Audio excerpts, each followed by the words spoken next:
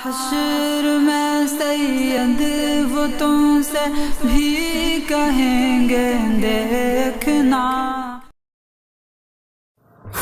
حضرت میرے کان میں سونے کی بالی ہے، میں بالی پہنتا ہوں سونے کی، اور بچپن میں میری بوا نے مجھے بالی پہنا دی تھی، کوئی منت وغیرہ کی وجہ سے میں نہیں جانتا۔ میں جب بہت چھوٹا تھا بچپن میں، تو ابھی بھی وہ میرے کان میں ہے، اور میرے گھر والے تھوڑے پرانے خیالات کے ہیں، اتارنے سے منع کرتے ہیں، تو میں کیا کروں بتائیے؟ میری عمر 16 سال ہے۔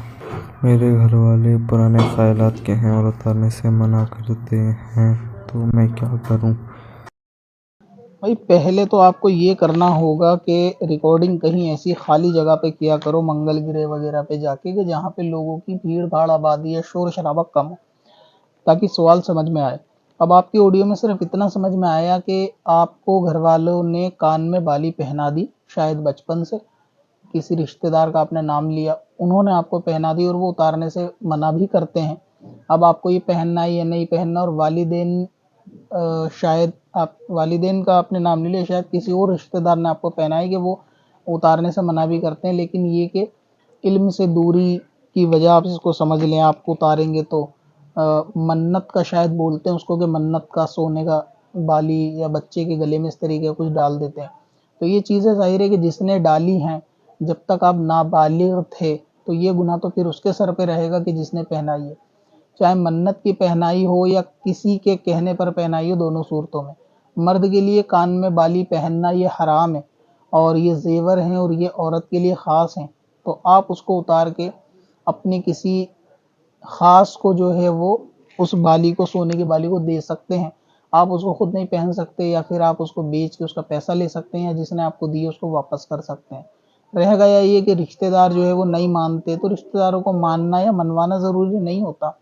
اگر آپ اسی حال میں انتقال کر جاتے ہیں تو کیا یہ رشتہ دار آپ کی قبر میں آ کے آپ کے سوالوں کے جواب دیں گے؟ آپ کے نامہ اعمال کو یہ لوگ ہلکا کر سکتے ہیں آپ کی قبر میں آ کے؟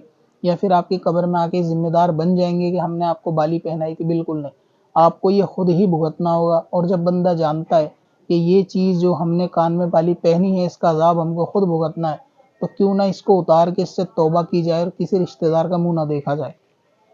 باقی اتنی صورت ضرور ہو سکتی ہے کہ ایسا کرنے میں کسی رشتہ دار کی دل آزاری نہ ہو، اس بات کا خیال کیا جائے اپنے الفاظوں سے۔ ایسا نہ ہو کہ جو اتارنے کے لیے منع کرے اس کو گالیاں بک کے آپ بھگا دو کہ بھئی یہ شریعت میں منع ہے اور ایسا ویسا، تو یہ کام بھی نہ کریں۔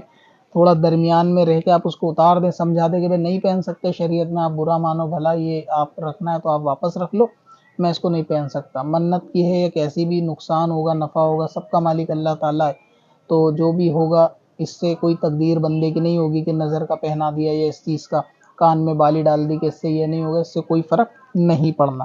تو اس لیے آپ اس کو اتار دیں، گھر والوں کو سمجھا دیں، پہنے نہ رکھیں۔ اور بالغ ہونے کے بعد اگر آپ اپنی مرضی سے اس کو پہنے ہوئے ہیں، یہ سوچ کے کہ رشتہ دار ہیں یا والدین ہیں ناراض ہوں گے، تو بھی آپ کو اس کا گناہ ضرور ملے گا، اور ان کے جنہوں نے آپ کو پہنائی ہے ان کے گناہ میں بھی کوئی فرق نہیں آئے گا، تو یہ گناہ ان کو بھی ملے گا اور آپ کو بھی ملے گا۔